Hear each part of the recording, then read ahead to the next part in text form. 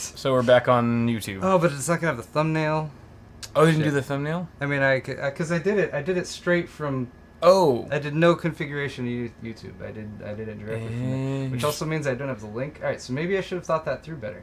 It's all right. It's okay. We were in a rush. We're in a rush. We're trying to get on time for you guys. And we're live now, and it's much more important to be on time than it is to have all the little details. Yeah, all those little minor things. Every stone. Okay. Turned. So now I gotta go get the link from a channel. And so does that mean the link that I just tweeted out is broken? Yes, it is. That's what that means. Yeah, it does. Baka helper. Live streaming. Alright. Here it is. Alright, yeah, we're live. We've been live for 40 seconds. Hey guys! Woo. Welcome to Awesome Hardware. If it's your first time here, that's a perfect idea of what to expect. Good news a perfect is we're live. example. Good news is we're live. Yes. That's the main point. Alright, so... Eyes on the prize, people. Funny story at the beginning of today's show. Alright, I am at least going to be able to update this. But yeah, funny story. I realized since Kyle had used... Not the system. Did you bring the system with you? Nope. Oh. So since Kyle had used his XSplit account to stream recently from a hotel in San Diego, it was set to a lower resolution. So I was like, oh, well, we should stream at 1080. That's what we usually do. So I had to cut the stream to reset it to 1080. And when I cut the stream, it pops up a little thing that says, do you want to end the stream? And I've gotten really used to just clicking yes, because usually when I stop the stream, we're ending the stream. So I clicked yes, which meant that everything that I had set up for the original, for this original show with like the link and the thumbnail and all that was like used up. So like we streamed to that video for like 5 seconds at 7:20, and then it was over. So sorry, we're not too. I mean, it's almost 5:50 now, so we're still within 20 minutes of when we usually start. But I had to kind of frantically grab all of the description and everything and put it back in to a video so that we could stream, and that's what you're watching right now. So that's why we're maybe not quite as prepared as we sometimes are at the beginning of the show. But thank you for being here anyway. I'm going to go ahead and paste the new link in your chat, in your YouTube chat. Yes, please. Yep. Please do. That would be absolutely awesome. Because I'm a good friend. Okay.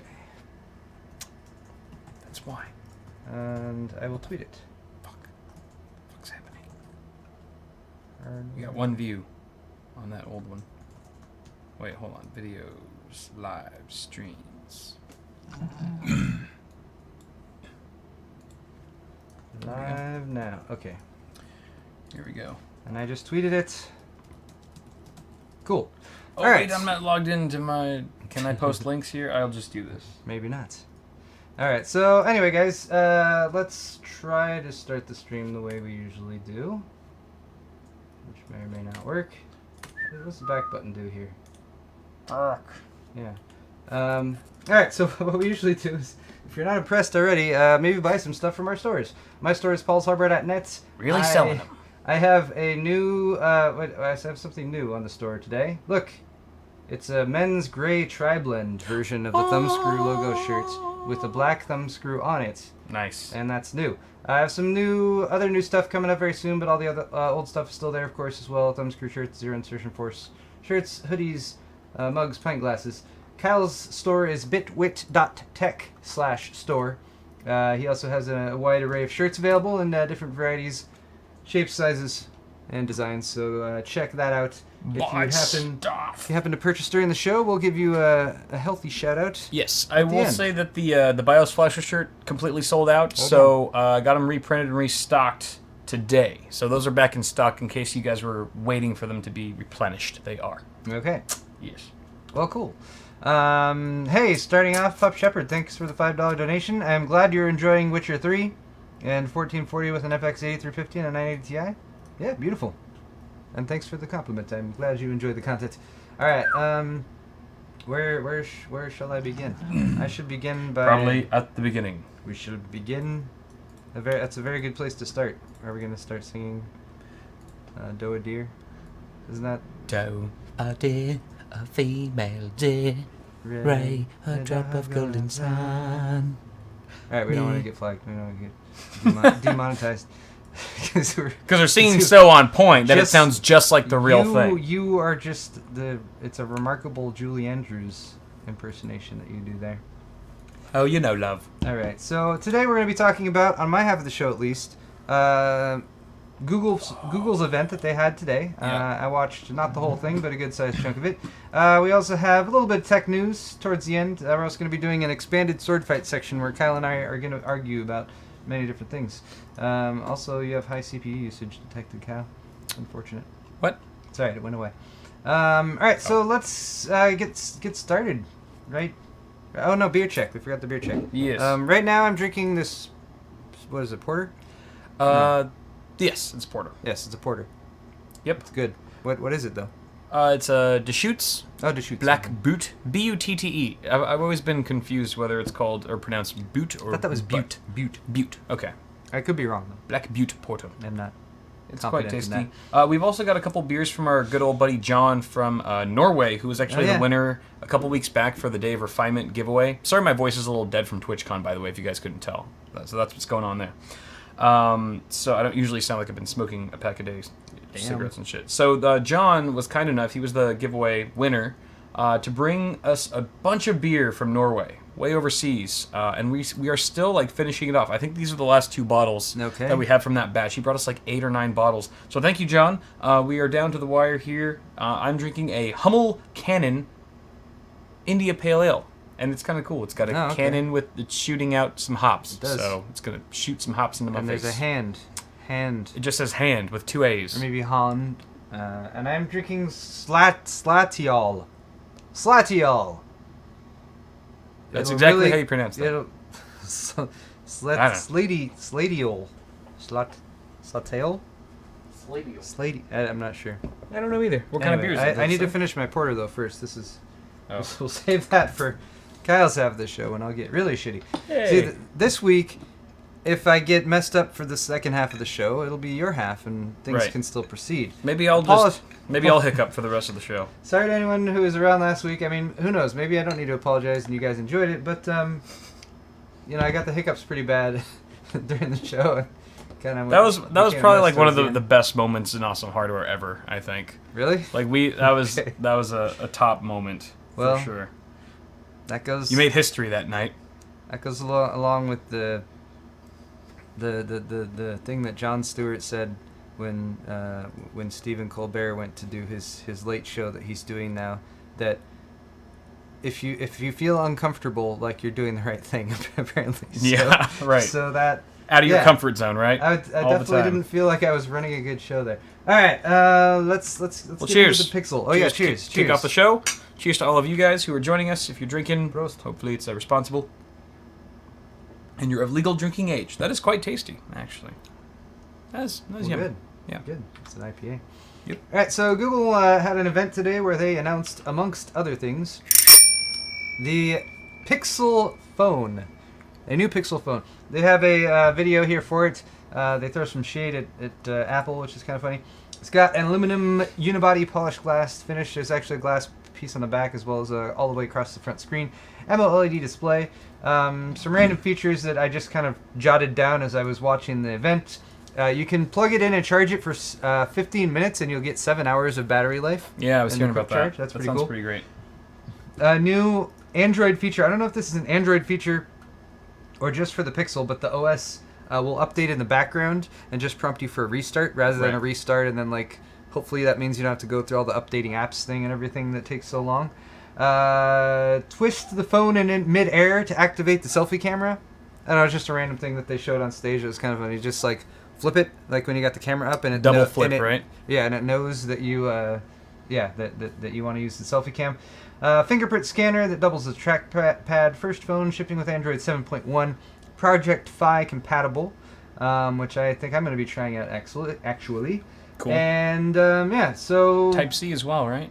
Yes, of course, USB Type-C and all that good stuff. So here is a Ars Technica article where they have a little bit more hands-on and a few more pictures. So it's available in 2 versions, the XL and just the standard Pixel. So you get a 5-inch or 5.5-inch screen. They both have the same internals. I mean, it's mainly just a bigger screen that you get with the larger one, as well as a bigger battery. Qualcomm Snapdragon 821 processor. It's a quad core with dual 2.15 gigahertz processors and dual 1.6 gigahertz processors. So a couple that are faster than the others. They're showing this blue version right now, which is really blue. That's the actual name of it, As right? in they name the colors, the names they chose for their colors were very Doge-like, right? Yeah. Quite black, very silver, really blue. Such green. Yes, since they should have such green as well. The blue sold out. So I actually have ordered one of these, and I was actually like, I usually go with really bland colors for my phones because I don't care. I'm like, it's usually black or whatever. Yeah. So it's like, I want to get the blue, just make it a little different. Well, I feel like they really went out like they made a point to kind of differentiate the look and style of their phone, which I feel is good because I feel like a lot of flagship phones lately are starting to look exactly the same. Well, like the S6 and the iPhone 6 looked almost, indistinguishable. And so like they've got the Pixel has that tempered glass piece on the back too, which is very like noticeable and kind of unique. So it's kind of nice that they're branching out with their colors as well. It's kind of cool. It gives you a little bit more variety right out of the gates. Yeah. Benjamin, thank you for the £5 donation. Greetings to England, all the way across the pond. And Nice.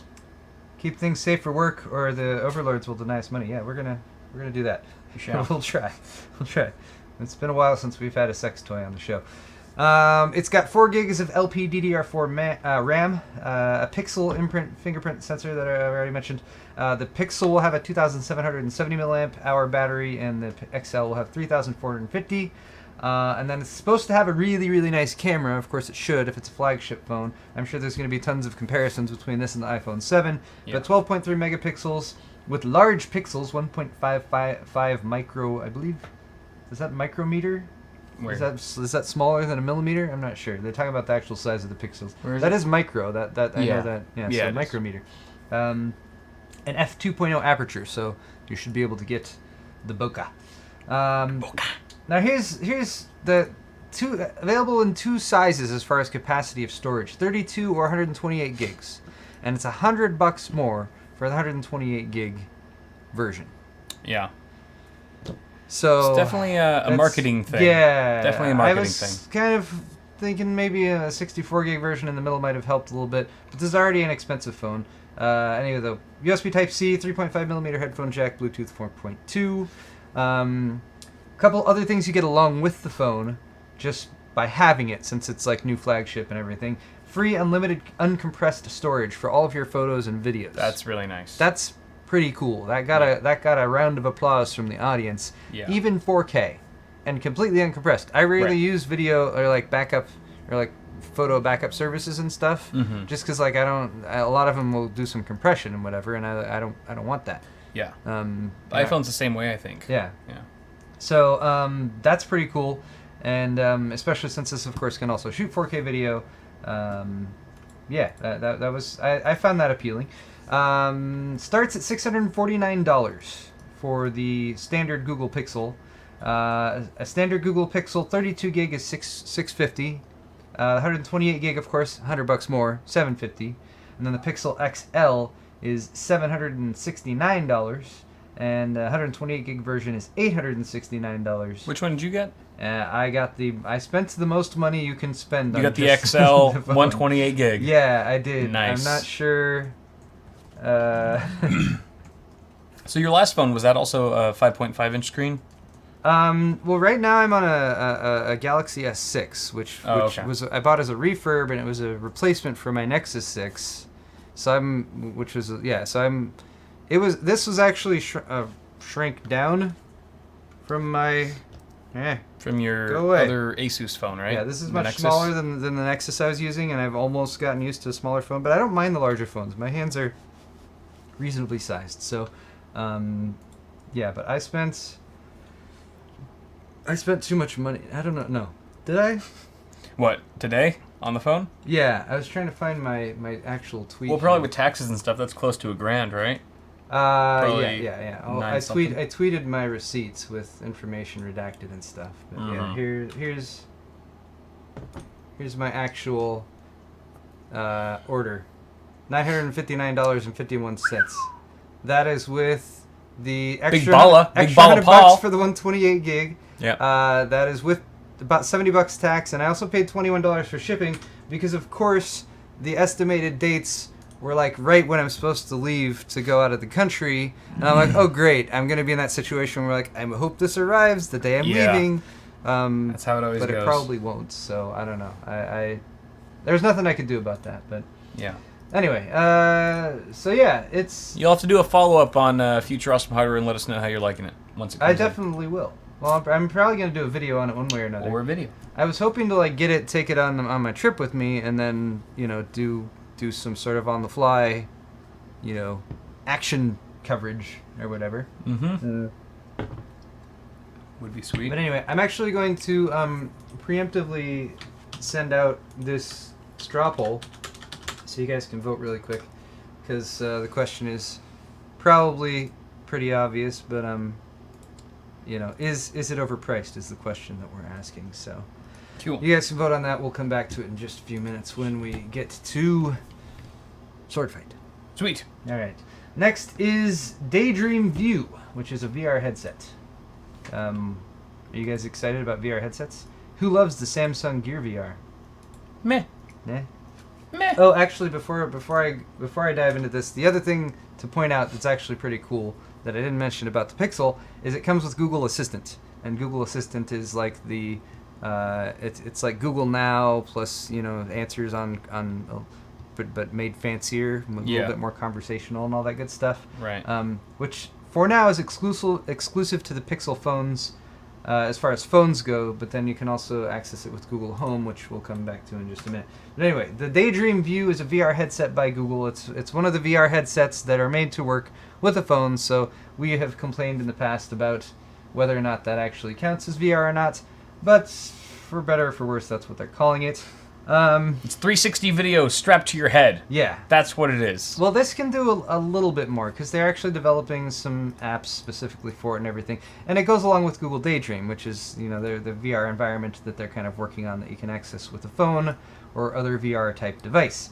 What makes this one a little bit more unique is that it is crafted from technical fabrics, which actually does give it a bit more of a distinct look.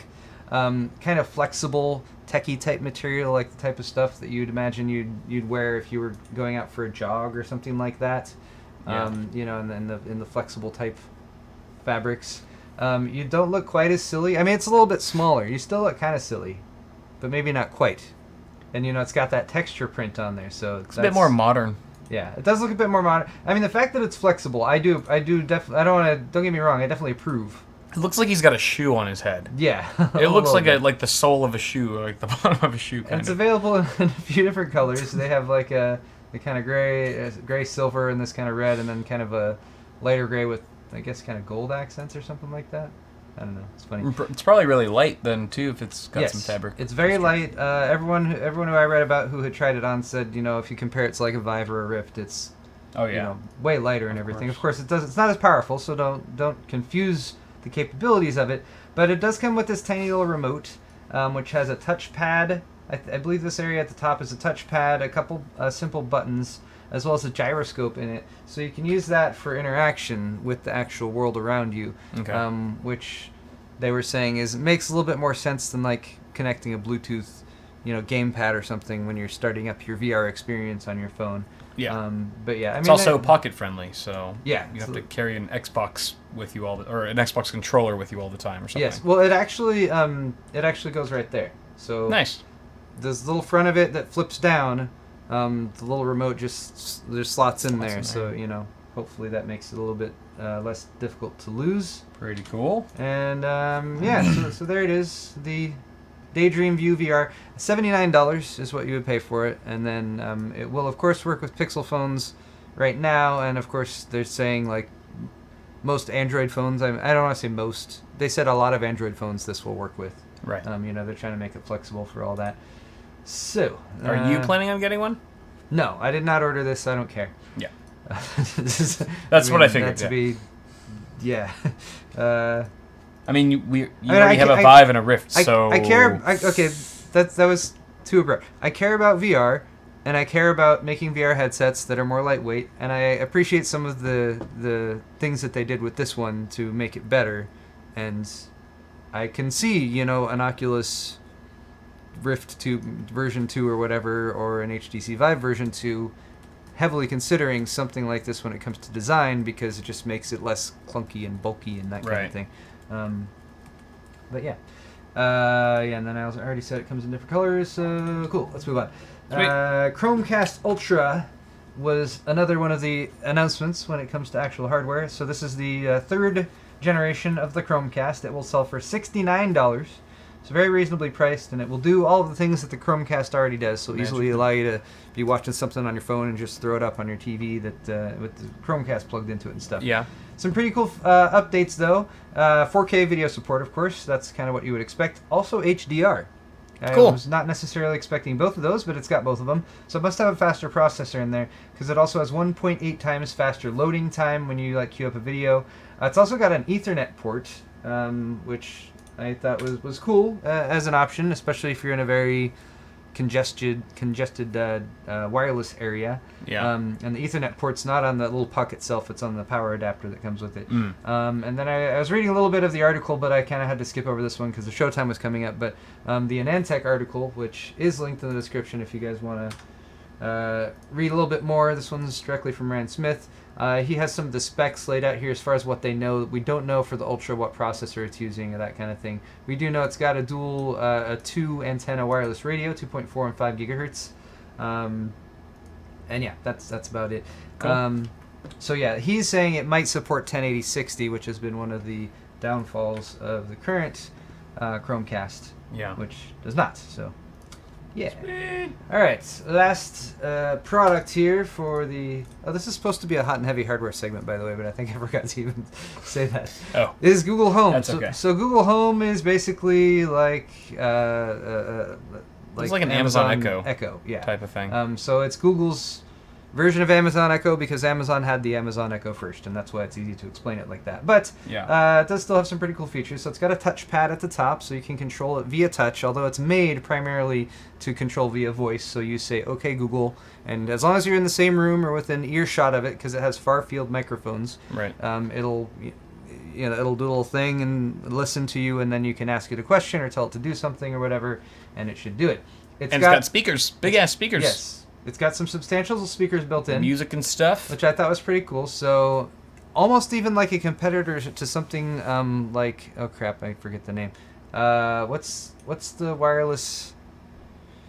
It's like a higher-end wireless in-home Wi-Fi playing music solution. My friend used to work for the company, and it's just escaping me right now. Wireless music playing solution. Yeah, you can play... They're based in Santa Barbara. You know, like so many detailed facts about this company, but into my head. Somebody in chat, help me. It's probably Alexa. Yeah. Really. By the way, huge shout out to MB67. Thank you very much for the generous $25 donation. Thank you very much. Yes, I don't know since you don't have a name here, but we had a blast. Thank you, chat. Oh, Sonos. Yeah, we had a blast meeting you at TwitchCon at the meetup as well. I'm sure we did. We had a blast meeting all of you guys. Is that Mike who came out? Oh, maybe that's what the M's for. I know there are two. I know there are two mics, so I have a high chance. There's a good chance. That double probability. You guys are even cooler in person than on video. That's because we are pretty lame on video. I will say. You guys are watching this. You know that. Thank you very much, and happy belated birthday to you as well. Oh, cheers. And also Pi for the $5 donation. Thank you. Your opinion matters. PC08 with GTX 1080 for the WinSLI and 6700K. Single loop CPU plus GPU or CPU and CPU individual loops. If you're in the PC08, you're probably you're already dealing with kind of a small case, right? The PC08, that's the wait, isn't that the Lian Li wall-mounted chassis? That's a wall-mounted chassis. No, I'm wrong. No, that is Lian Li. It's the it's the one that it's the big boxy one. Yes, the boxy one. Yeah. You got the space. Go for it. Dual loops. Yeah, dual loop it. Because fuck it. Because you got SLI going on, and even though the 6700K isn't gonna output quite as much heat as like a 6850 or 6900 or something like that, just go for the dual loops. You're already invested so much. Yep. All right. Back to Google Home though, and thank you everyone in chat. Sonos is what I was trying to refer to, and you guys knew exactly what I was talking about. Oh yes. You know me so well. All right, so these are going to cost $129. That's for a single unit. You can get more than one of them and scatter them around your home if you have a large home or something like that. Available in multiple colors. These are fabric-based ones on the left, in the orange, the blue, and the purple. And then they also have some metallic bases in the black and copper and white. Fun. Powered with Google Assistance, which is, again, the rebranded version of Google's voice-powered search and Google Now. It is smarter and more conversational, and in the demos that they had, they talked to it, and you can kind of have more of a conversation with it rather than just asking a pretty direct question and getting a pretty direct answer. Although ultimately what you're really going to get is kind of the same information that Google Now would provide for you.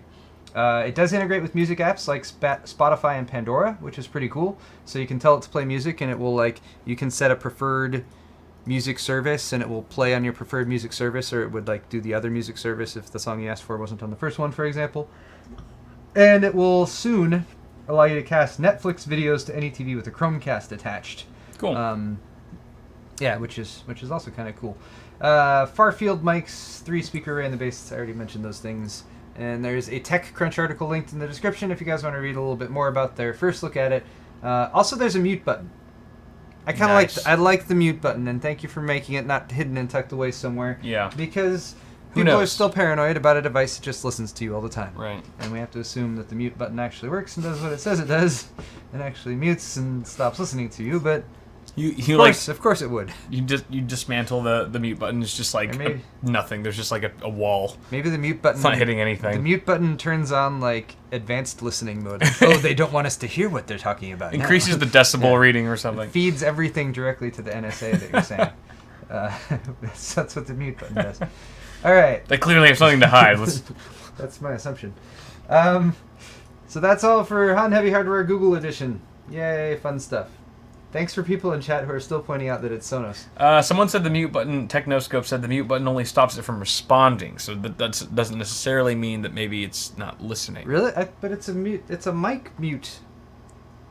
That could be the whole idea, though. Or maybe he's just elaborating on our theory. I'm not sure. He could be joking. I don't know. Okay. Let's move on to sword fights. We actually have an expanded sword fight segment for this week because we missed sword fight last week. So I actually pulled one of the questions from last week to do again this week, and it had nothing to do with the fact that I was rushing before the show started. All right, so let's start off with this one right here. This is an article on ARS Technica about Amazon recently banning reviews based on free or discounted products. Wait, say that again. Amazon bans reviews. They've either started or they're going to now ban reviews that are based on free or discounted products. Now, what I'm not clear on here is Amazon has a program called Vine, where they send people products to review for free. Yeah. Now, I'm not sure if Amazon is banning if they're cutting off the Vine program. I kind of doubt they would do that, but maybe now the Vine program will be exclusive. Like, that's the only way you can get a free product and review it on Amazon. But lots of vendors, like a manufacturer, for example, can set up their own we send you a product, you post a review on Amazon program if they want. I think Gigabyte might have something like that going on or something. Mm-hmm. But yeah, it's basically the idea is that getting the product for free or getting the product for a discount creates a bias and leads to overwhelmingly or significantly more positive reviews. Yeah. And the article describes how they did a study of 7 million reviews on Review Meta, and that incentivized reviews are the ones that include the proper disclaimer text, where they put, what's the text you put? I received this product for free or at a discount in exchange for my honest, unbiased review. Then it means... Oxymoron there. Yeah, so they basically searched that, and they found that if it included that rating, that the product was rated 0.38 stars higher than non-incentivized reviews. And in a 5-star cap system, 0.38 stars is a substantial amount of light. And it is. Because, if something has 4 stars on Amazon and a similar product has 4.4 stars, then I'm more inclined to buy the one that has the higher rating. It seems minuscule, but when you're comparing, tons of products and it really comes down to the wire, then that 0.4 star difference really influences your purchasing decision. And so, yeah, no question, manufacturers definitely have an incentive to get reviews for their products, especially good ones. So if sending out some free ones means you can get an overall higher review rating on Amazon, then there's lots of people who have done it. So, but Amazon has decided that since this is tainting their ratings, that they're going to cut it off. And that's an average too. That is an average. That's scary. Which is way better than... Wait, what? Alright, so here's the straw poll question that we're going to be arguing over right now, and you guys are free to, of course, argue it yourselves. Or you can argue it yourselves, or you can vote, or you can listen to what we have to say. And then, based on our wise opinions, then you vote. You do all that stuff. All right, so Kyle, what do you feel here? Should you trust reviews based on free or discounted products? We got, of course, basically we got a yes or a no option. What do you think? Well, I kind of already started my argument for saying no. All right, so Kyle, you should go for that then. I'll say no. They're compromised and biased and mostly evil. As a reviewer myself, if a vendor, well, I guess it doesn't really apply that way. Right? Because I do get shit for free anyway. Man, I'm going to argue the other one. Well, I guess that's different. Is it? Well, for us, it's if you're right. If we get paid. I knew that this there were layers. There's layers to this question. This is tricky. Because if you argue that they're compromised, then you're basically saying that we're compromised. Damn it! But so conflicted. I'm so conflicted. All right. I thought this was going to be easy. You have 15 seconds to think about it while I real quickly say thank you very much, Randall, for your $5 donation. And yes, it was great to meet you as well at the Tipsy Crow. That was a very fun night. Got to hang out with Luke and it was lots of good people. That was great. It was nice because I felt like there was a decent number of people there, but it didn't feel like it was a cluster. Crowded, yeah, or like a mess. But it also didn't feel like no one showed up. It was Yeah. good. Thanks, Josh, if you happen to be watching, for helping coordinate that event. It was Indeed. Okay, so I'm going to change my stance here and say, of course you should, because Paul and I get free products all the time, and all of our reviews are completely unbiased. Granted, we're in a sort of different boat because we are tech reviewers. That's what we do for a living. But some of these people who review products online, just Amazon reviews, maybe that's what they do for a living. Maybe they just review stuff on Amazon or whatever other websites there are that are resellers, retailers, and stuff. So 0.38 stars isn't that bad. I mean, really, come on. It's a slight push. It's just a slight. It's not really going to make a difference in the grand scheme of things. It's not even half a star. They don't even have increments in 0.3 or 0.4 stars. It's like 0.5. It doesn't even reach the minimum requirement for having an increment. So, I don't know. I think based on what Paul and I do, the fact that you're all watching us now means that you trust that all the products we get for free are reviewed properly and reviewed unbiasedly. So why shouldn't why should we treat these products any different or these reviews any different? Right. I don't know. Tell us, Paul. Well, you made a strong point there at the end, because basically you're telling people that if they disagree with you, it means that they're wrong for even watching our channels at all. Which seems like a strong argument, but what you're not taking into consideration is the fact that people could be watching us to find out what they shouldn't be doing. Who knows? Maybe nobody trusts us at all, which they shouldn't, because but reviews based on free or discounted products are compromised and biased and evil.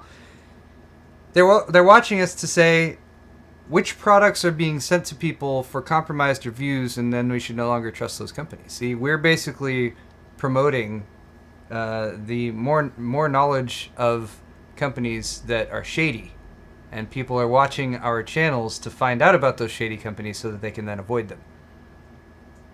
I just now thought up. Now this theory just came into my head, so I have not researched it. So this might not be based. I'm not confused at all. You're not. No. This makes perfect sense. Yes, it does. It does. So all right. So obviously, if you get something for free, it's like you're not going to treat it with the same amount of scrutiny as if you had invested your own money into it. Like that's just psychology, and it's obviously backed up by the scientific results that are demonstrated in the article. So point proven. See, it all makes sense. All right, let's see what you guys think about this one. Yeah, see, that was a brilliant argument. That was good. Results. That was really good. Oh, you're all wrong. You're all wrong. What am I thinking? Putting a sensible response in there. I don't know. But 24% no, they're compromised and biased and mostly evil. So, yeah, I would have to agree in the grand scheme of things. That's a pretty low choice there, Kyle. You picked an 8%er. I was going. I was rooting for the underdog. Yeah, there. you were. I was undertaking a challenge. All right. Well, it was well played. Yeah, I tried. All right. Let's move on. This is the next one, which is about YouTube heroes.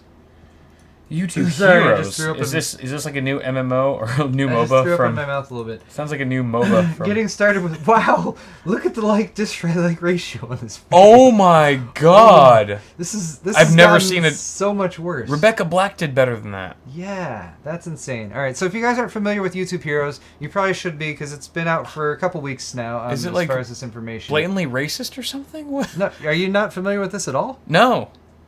Really? This went over your head? When did this come out? About a week and a half ago, because it was going to be we were going to talk about it on last week's show.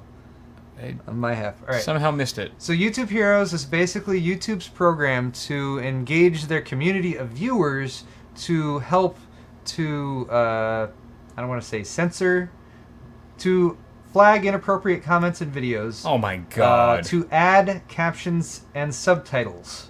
Okay. These users will have the power to do all those things. If you're part of the YouTube Heroes program, you get a separate dashboard where you can track your contributions. YouTube will still get the last say on what to remove from the website. So bullshit. So I mean, the fear is obviously a bunch of YouTube heroes who decide they hate your channel start taking down all your videos. YouTube will still have the final say, according to this. Heroes can only flag and report them, but a lot of people still aren't happy that YouTube is putting unpaid volunteers in charge, so to speak. So they're not getting paid at all? No, they're not getting paid. This is a volunteer program. People do this already. People already flag videos that shouldn't be flagged. Yeah, but this will give them more power. Great. Good God. So here's an Engadget article on it that's actually a little bit more on the positive side. This is YouTube's way of saying, nuh-uh, guys, it wasn't us that fucked up everything. It was the heroes. But this is just a huge scapegoat that YouTube's created because everyone's blaming YouTube. It's like, no, we need some other element. We need a common enemy between the content creators and ourselves. We need YouTube anti-heroes. Yes. All right. So the question. I see your game, YouTube. I see what you're doing. I see what you did there, and I don't like it. The question, just to keep things simple and straightforward, is: does YouTube Heroes suck? And despite what is probably a pretty obvious answer based on the like-dislike ratio for that video, we will argue it nonetheless. It's controversial, so argue. Conflict. Yes, it will destroy YouTube and the trolls will take over. No, it's going to be awesome. We're going to finally have community moderation. And then the third option, I'm still kind of pissed it wasn't just a big Guitar Hero announcement.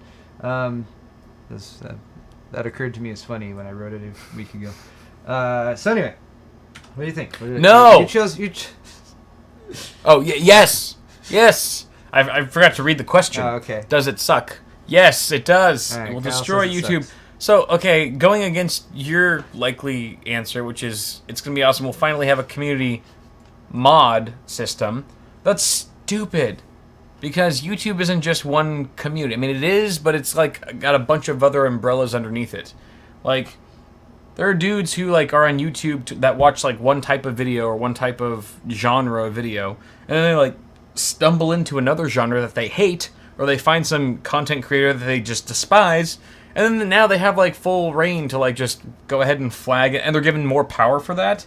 Whereas like if you go on like a tech forum, like you go on the Linus Tech Tips forum or something, shameless plug, like you're not gonna have like soccer moms who are into soccer flocking the Linus Tech Tips forum. They're not gonna go to linustechtips.com and like get like flag their shit because it's a completely separate entity. YouTube screwed in a community sense because it's just too many communities all in one space. It's just too easy to see a suggested video. We've all seen those suggested videos that do not apply to us at all. You click that video and you're like, how the fuck was I suggested this?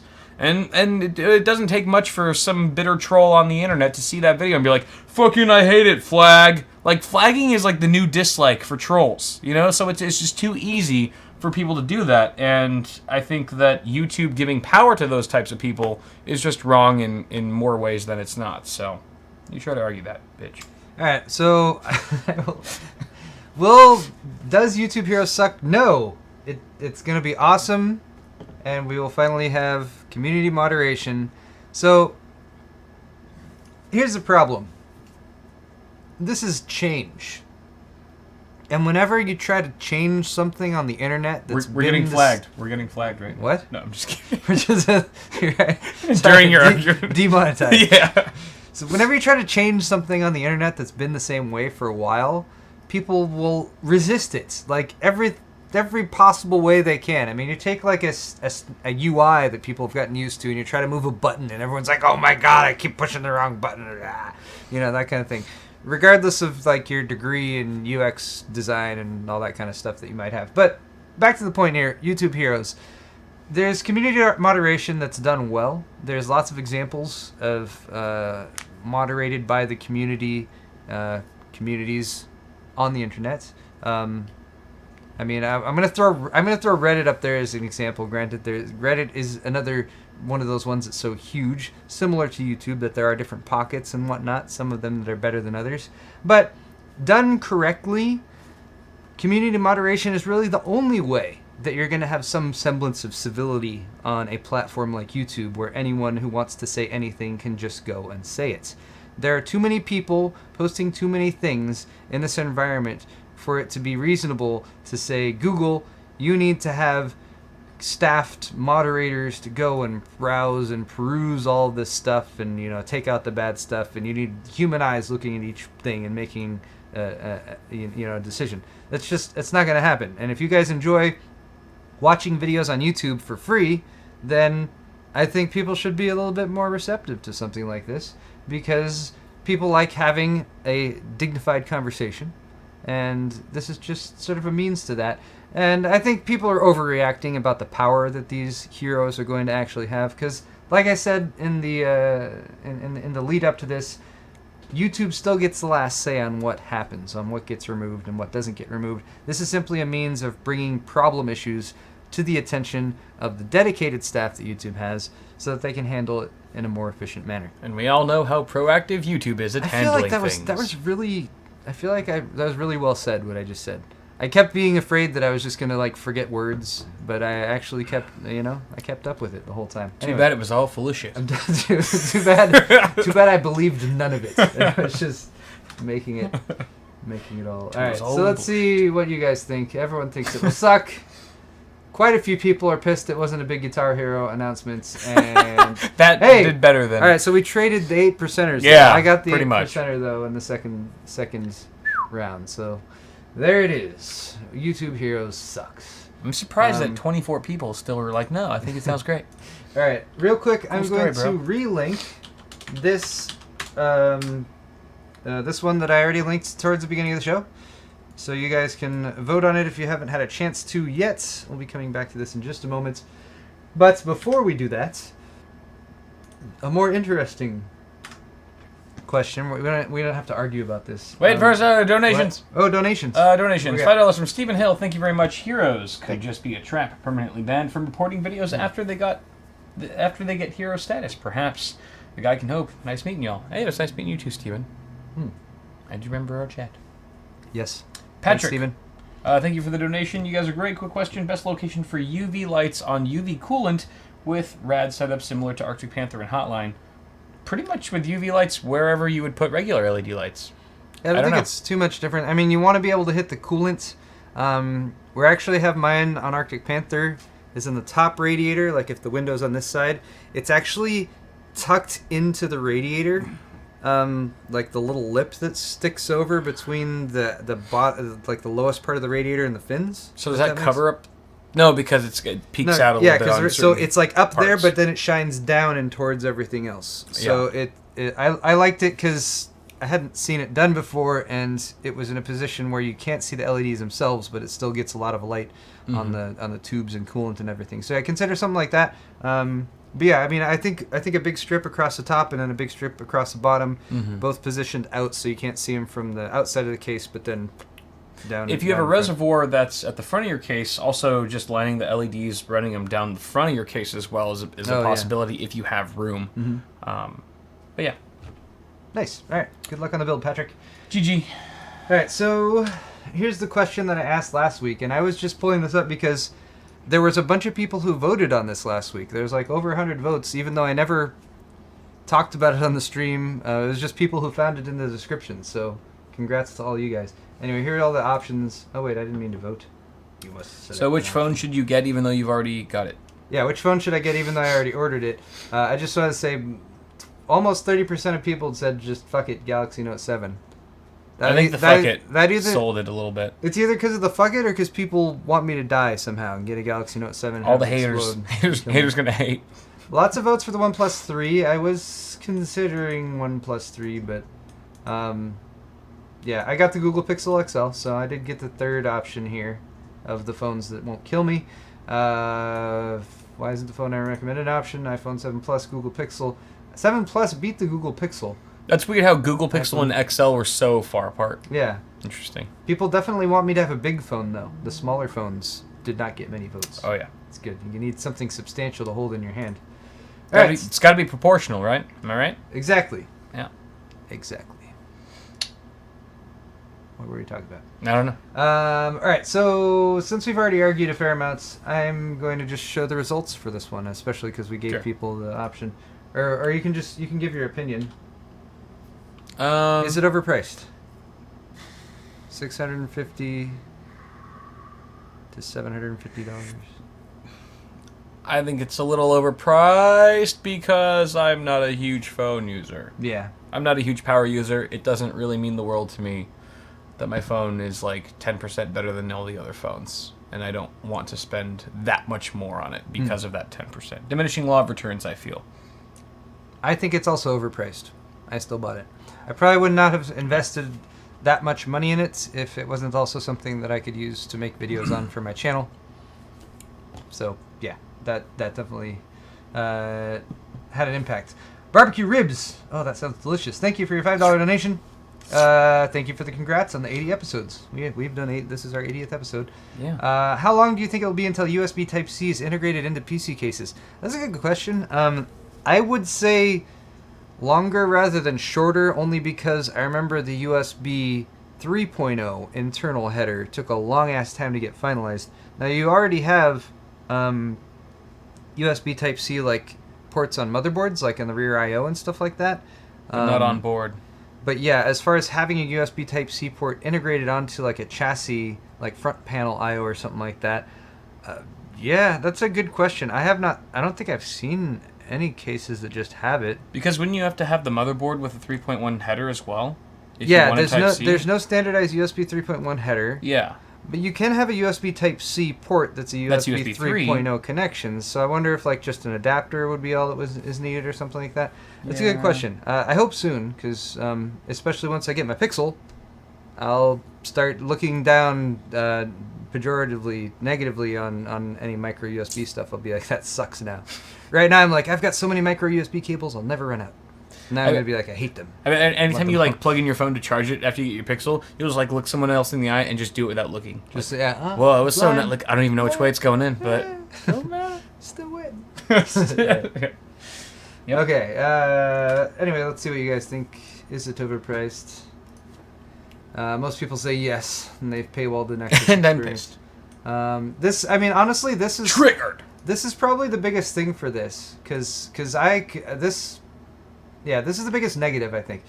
This irritated me as well. The reason I got the Pixel is because I enjoyed my Nexus phone, a couple Nexus phones that I had so much. And I kind of wanted that same experience. At the same time, I was ready for a flagship phone and investing a little bit more. But I can completely understand people who are like, Nexus phones used to be like $300, and you could buy them straight up, no contract, Right. and they were really good phones. Yeah.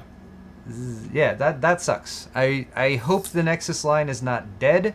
I hope they relaunch a new Nexus phone in the future that's just, not as good as the Pixel, but still reasonably priced and still gives you the full Android and all that kind of stuff. Only 11% said I love $1,000 smartphones. All right. Sad. Let's move on to final segment news. Right? That's the final segment. Of course it is. Where we will talk about more news things.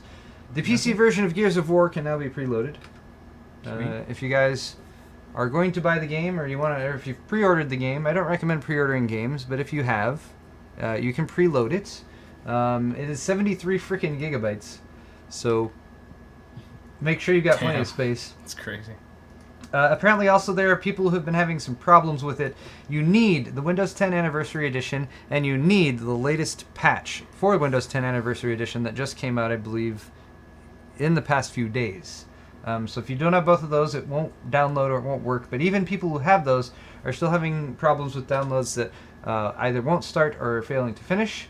The article here from gamingbolt.com. I originally had a Tweaktown article here, but it redirected me to some really shitty page that was The Tweaktown link redirected you, or no, what? there's a Tweaktown article on this, and I just had the article up, and whatever ad was loading on the page was sending the entire page to a different site that was just an ad Good lord. bloatware site. So I'm disappointed, so I had to switch to this one. I've never heard of Gaming Bolt. For shame!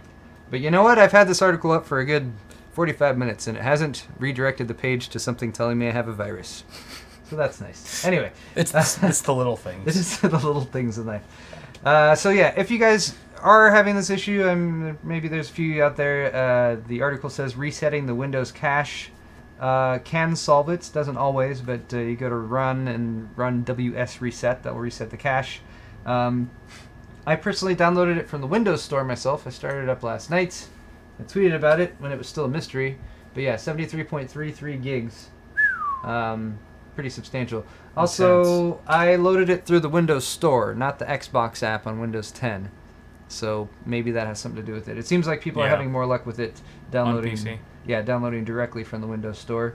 But yeah, cool. That comes out later this. I believe it's available everywhere on the 10th. This is information I should have had for this story.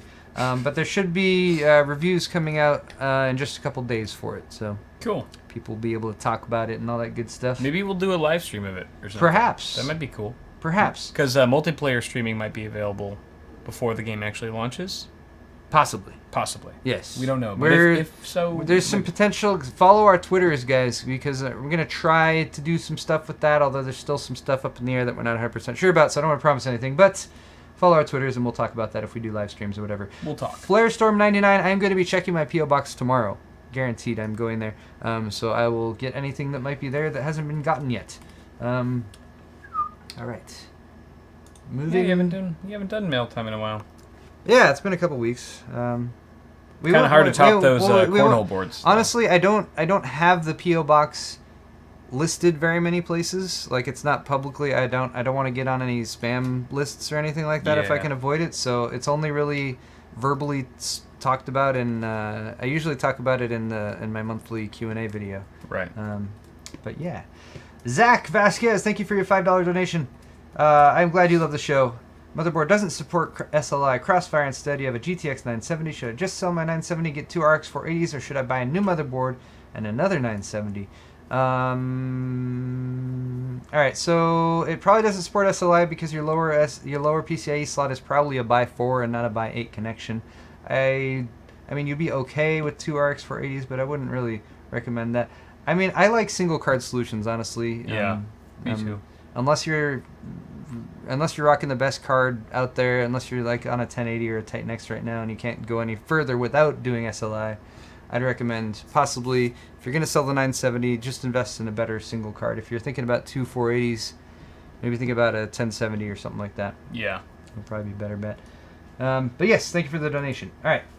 Next up, this is random, but Kyle took all the good news stories today. It's okay. This was a trending topic. It was. This is kind of Come interesting. on. All right, so Nike has self-lacing sneakers. They're finally going on sale November 28th. even though they're late and it's 2016 now and not 2015. Inspired, of course, by Back to the Future 2, Michael J. Fox rocking his self-lacing sneakers. Let's see it in action. They're pretty sweet. Actually, the Wired article the Wired issue that just came out has a big article on this and just all the design and everything. And That's pretty wild. A company like Nike and the level of detail that they go into with something like this is absolutely insane. Yeah. Granted, their margins are very good on shoes, but that's why they can invest more in the development. So these are called HyperAdapt 1.0. They will be available for experience and purchase, not just purchasing, but also experiencing, starting on the 28th of November.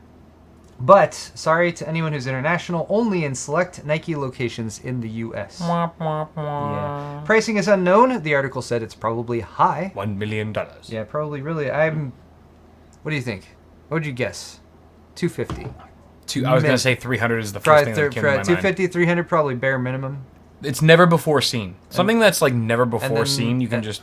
And then like 3 special edition colors that are limited that are like $500. yeah. Yeah, I don't know. It's just something like some absurd. Yeah. There's an internal cable system made from fishing line and a pressure sensor in the sole. So you put your foot in, and then cables tighten based on an algorithmic pressure equation, and the fit can be adjusted with a pair of buttons near the tongue. So it's pretty fancy. That's pretty fancy. All this technology so people don't have to tie their goddamn shoes. Like, it's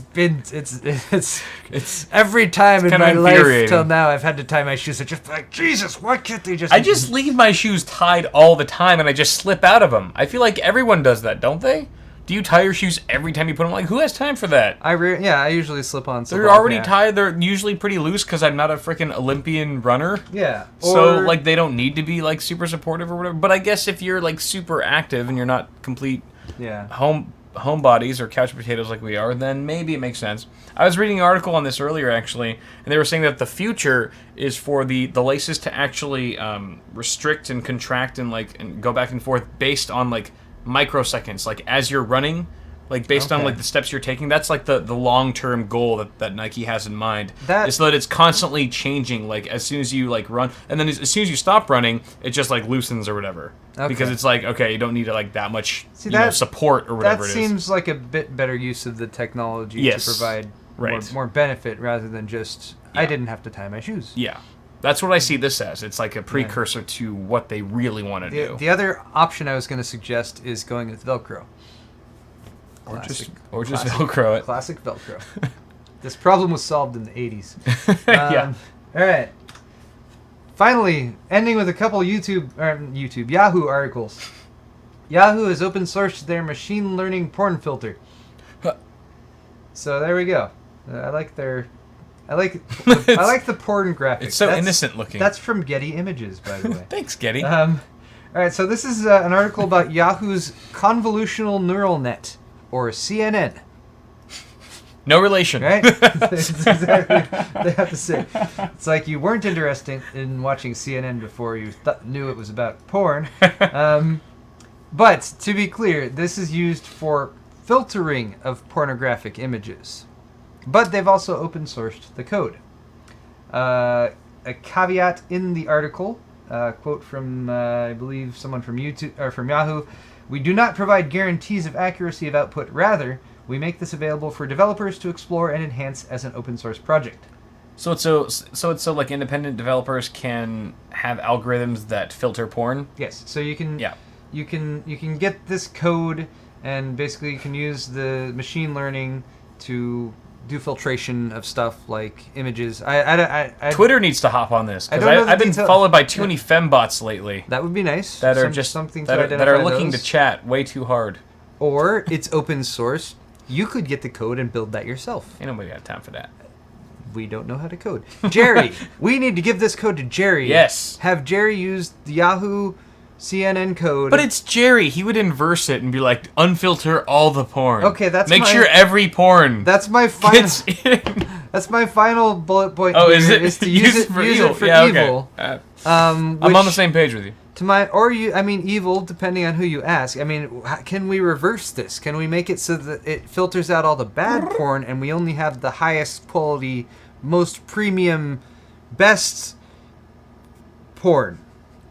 I was trying to, low-hanging fruit is what I was trying to do. The code's only available on GitHub for now. Yes.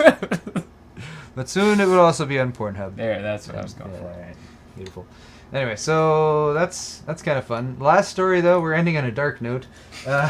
You will all die. Also has to do with Yahoo. I keep almost saying YouTube. Yahoo has been secretly scanning customer emails for the U.S. intelligence agencies. Oh, no. Yeah.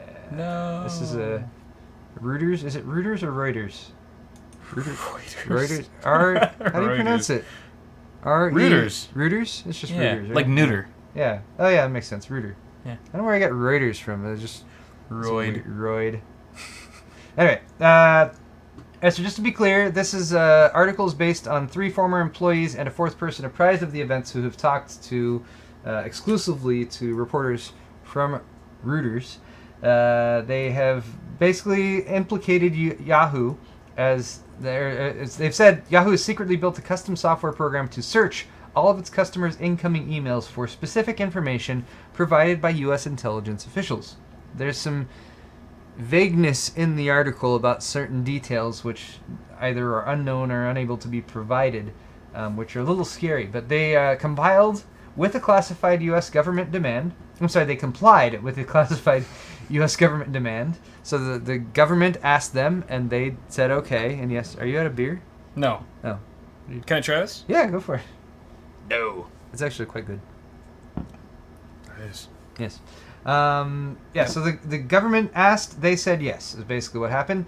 They scanned hundreds of millions of Yahoo Mail accounts. It is not known what information intelligence officials were looking for, only that they wanted Yahoo to search for a set of characters. Again, pretty broad and vague. What data Yahoo may have handed over, if any, is unknown. It's likely that the NSA or FBI had approached other internet companies with the same demand, since this isn't usually the type of thing that would just go to specifically to Yahoo. However, Google and Alphabet were both contacted by Reuters and Microsoft, Google/Alphabet and Microsoft were both contacted. Both of them said they had not participated. I think both of them said we didn't, we have no knowledge of such, inquiry, and if we had, there's no way we would have complied with it. Yeah. Hopefully they're telling the truth. But yeah, there it is. It's kind of freaky, and it definitely does not bode well for Yahoo to have this kind of information come out, because they're not exactly doing the best. For instance, last month, I think we might have mentioned this on the show at some point, state-sponsored hackers gained access to 500, or it was only came to light that state-sponsored hackers had gained access to 500 million customer accounts in 2014. Maybe this was a response to that. Maybe. I don't know. Yeah. It's interesting because sometimes we don't know the full story. Yeah. Like we only know we only read the headlines. If this was a response from that, it meant you went from having state-sponsored hackers being able to read your emails to state-sponsored hackers and the U.S. government, which makes everything better. Yeah. And then finally, at the same time, right now, Yahoo is trying to complete a deal to sell its core business to Verizon Communications for $4.8 billion. Who knows if this will affect the share price. And Verizon, also a company with a glowing track record of humanitarianism and moral ethics. all of those good things. Yes. But anyway, guys, fun. That is all for my half of the show. Cool. Shall we do some Johnson shout-outs? Yes, we should. For anyone who might have picked up something from either of our stores, I do have a couple. I can say a quick thank you to Nathan. Thanks for your donation, sir. Thanks for saying you like our content. We like you too. All right. So, okay. I've got James, who's a Disturbed Medic 167. I like how he actually included his tag name in his billing address. We've been gaming with him. Yeah, yes we have. He picked up a Stay Positive Tri-Blend shirt. Thank you very much, sir. Nice. You will very much enjoy that. That was one of the shirts I wore to TwitchCon over the weekend. We've also got one from John. John N, thank you very much for a Stay Positive Tri-Blend shirt. Okay. Might have to restock those soon. Thank you very much. We've also got one from... last one. Murray. Any relation to Bill Murray? Probably not, because that's your first name. He picked up a CPU cooler shirt in navy blue, which is a good shirt. They're all good. They're all the best shirts you'll ever wear. Murray gets the Dubs Johnsons. Dubs Johnson. Double J. And the little jingly jangly there. He also picked up the English pub glass, the 20-ounce variety, since those are back in stock. That also means you get the ones with the corrected thumbscrew logo on them, so everything will screw in straight. Not the limited editions. Also Double Johnson for James, a.k.a. Disturbed Medic 167. Thank you as well, James. Got the thumbscrew shirt in gray. Actually, no, he got the tri-blend. I have some tri-blends on the way. I'm getting jealous of people having those and me not. Yes. Greg also gets the Johnson. Yeah. Greg from Texas, thank you. Also got the thumbscrew shirt in tri-blend and heavy metal. All right, cool. That's what I'm wearing right now. This is the heavy metal. Metal. Cool. Metal. Thank you guys very I'm much. not done yet. Oh, sorry. Randall also gets the Johnson. Picked up a mug and a pint glass. Thank you very much, Randall. You're gonna enjoy the beverages that you drink out of those. And finally, Chris. Chris came in early. Oh, all the way from New Zealand. Hell yeah, Chris. Got the thumbscrew shirt in gray, the tri-blend. Beautiful. Nice. Thank you all for your kind support. We will be right back. Yes, we will. I have the show. If you guys are watching and you want to continue watching the show, part B is going to be on my channel, bitwit. No. Sorry. What the fuck is the name of my channel? You can't even remember yourself. It's youtube.com/bitwit. That's the name of it. It's /C bitwit. Okay. /C/bitwit. Yes. Yes. Or you can just probably type in youtube.com/awesomesaucenews and it probably still comes up. That will work too. Either way, whichever, it's up to you guys, really. Yes. Or if you're watching us on Twitch, just stay there. Don't move a muscle. All right. We'll be right back. Thanks, guys.